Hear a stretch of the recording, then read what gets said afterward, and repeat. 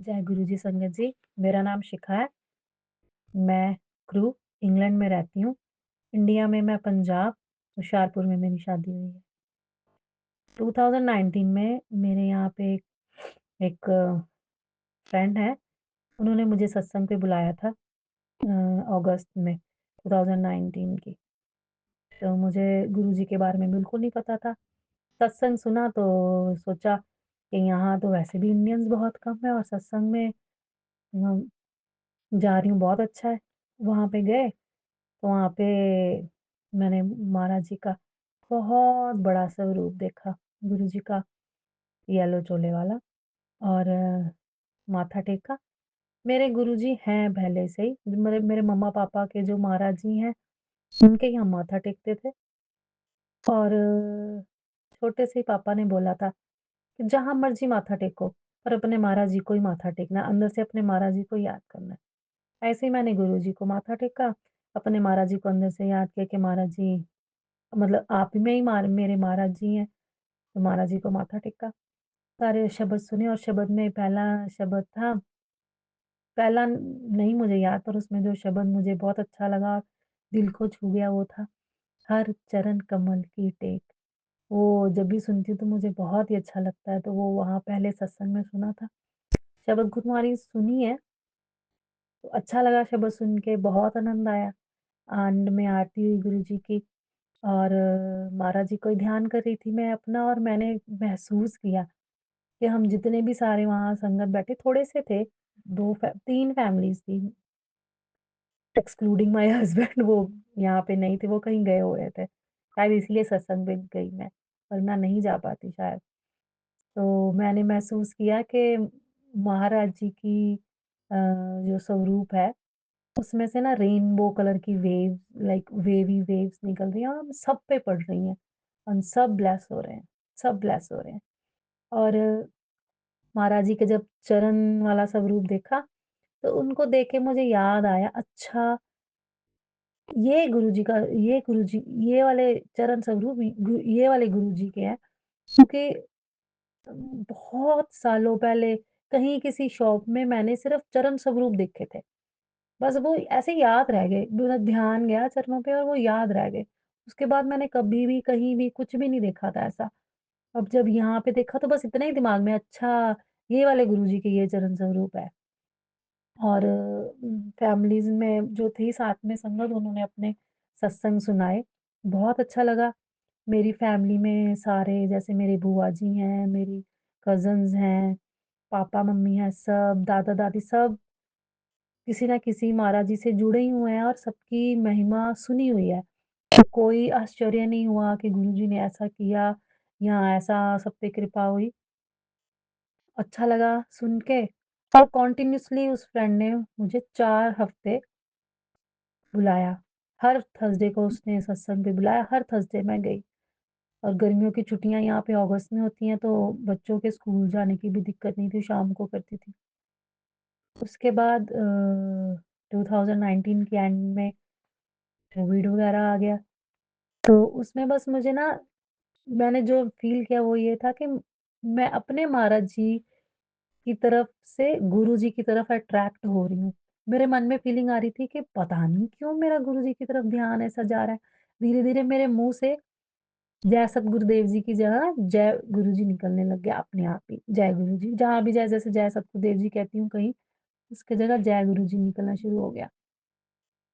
पर मैं अपने महाराज जी को छोड़ नहीं सक रही थी। मुझे ऐसा लग रहा था कि मैं चीटिंग करूँगी, अपने ऐसे गुरु को थोड़ी कोई छोड़ सकता है, ऐसे कैसे कर लूँ मैं?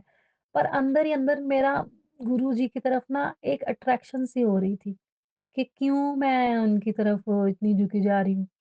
कोविड में कुछ-कुछ मैंने सत्संग सुने हैं ध्यान से, इतने ध्यान से नहीं सुने पर कुछ-कुछ सुने, ज़्यादा नहीं सुने, क्योंकि मैं अपने महाराज जी की तरफ ही देखना चाहती थी। एक बार तो महाराज जी ने ऐसे अभी जुड़ी भी नहीं थी, तो महाराज जी के फेस के दर्शन मतलब इमेज उनकी अम, नॉट प्रॉपर फेस कि उनका फेस दिखे लाइक इल्यूज़न लाइनिंग गुरुजी के फेस की जो लाइनिंग है वो पर्दे पे दिखी मेरे हॉल में, तो मैं उनको उसको देखा और मैं सोच रही थी कि हाय रब्बा! मुझे कितनी इल्यूज़न हो रही है कि गुरुजी का फेस मुझे पर्दों में भी दिखना शुरू हो गया।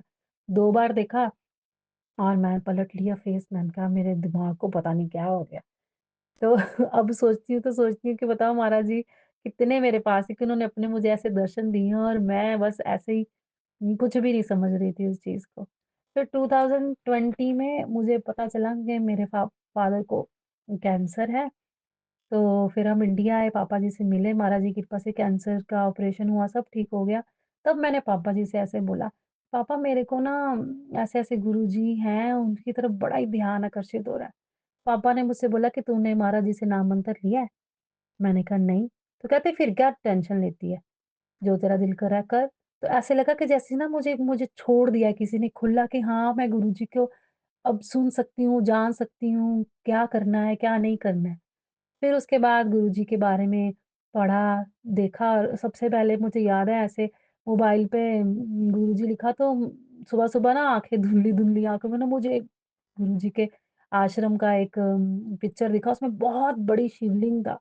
मैंने कहा, "हाय हाय! कितना शो ऑफ है इस मंदिर का, इतना बड़ा शिवलिंग क्यों दिखा रहे हैं?" फिर जब पता चला कि अरे वो शिवलिंग महाराज जी ने आप बनवाया है, उसका एक पर्पस है, तो बहुत ही अच्छा लगा जान के। और अभी भी मैं फिर भी गुरुजी के बारे में जान रही थी, पर अच्छे से उनसे जुड़ी नहीं थी लाइक अंदर से माना नहीं था। फिर ऐसे ही पता नहीं क्या पर 7th ऑफ जुलाई को जब गुरुजी का बर्थडे था, उससे पहले मैंने पूरा घर साफ कर रही थी। हालाँकि मैंने अपने गुरु उनको माना नहीं था अभी कि हाँ, मेरे ये गुरुजी हैं या कुछ है। मैं पूरा घर साफ कर रही थी कि आज गुरुजी आएँगे और उनका बर्थडे है, तो मैंने उनको हैप्पी बर्थडे विश करना है। तो आज 12 बजे से पहले-पहले सारा घर मेरा साफ हो गया। मैं उस रात शायद सोई नहीं होंगी और मेरे मन में आ रहा था कि ऐसा क्यों है गुरुजी आप मतलब ऐसा क्या है? मतलब आप कौन हैं? एक दिन मैं रोई भी थी गुरुजी के पास आके। कि आप कौन हो? क्यों क्यों मैं आपकी तरफ इतनी खींची जा रही हूँ? मुझे बताओ आप क्यों? कौन हो? तो उसी रात उन्होंने मुझे सपने में दिखाया कि जो जिन महाराज जी को मैं मानती हूँ, वो वो भी समाधि ले चुके हैं। तो जहाँ पे उनकी जो उनकी मूरत पड़ी है ना, वहाँ पे महाराज जी बैठे हैं और जो उनका जो जिसके ऊपर वो बैठते थे, उनका बेड उनके ऊपर बैठ के प्रवचन देते थे, वहाँ पे महाराज जी बैठे। जो उनकी समाधि है, वहाँ पे भी महाराज जी बैठे हैं।